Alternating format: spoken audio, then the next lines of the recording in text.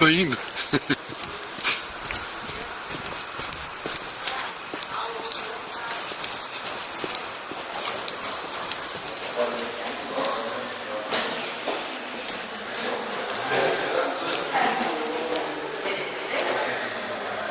Ele não.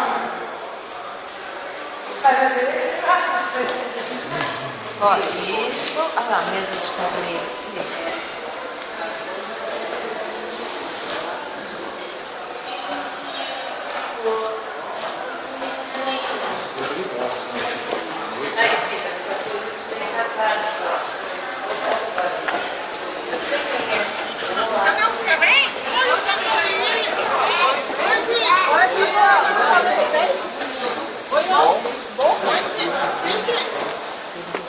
Ah, tá preocupado. Nossa, é bonito demais isso aqui, hein?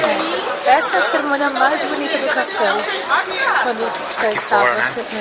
Lá onde está o carro vermelho que vai ser a entrada da noiva. A noiva vai parar ali. Vem mais pra cá, não, vem mais Sim, pra mais cá. pra cá, naquele círculo, né? Isso, o carro vem pra cá da noiva. Então, ela vai seguir o corredor, Isso, aí eu vou... entra no tapete vermelho aí eu vou e vai até... encontrar ela ali, eu vou encontrar. Porque ela não vai Ali. entrar sozinha. Ah, tá. Entendi.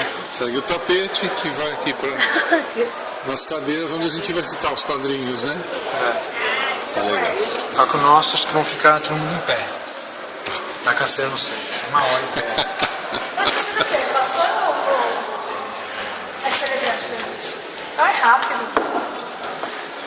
Quando é pastor é um pouquinho mais demorado. Vai ser máximo uma hora.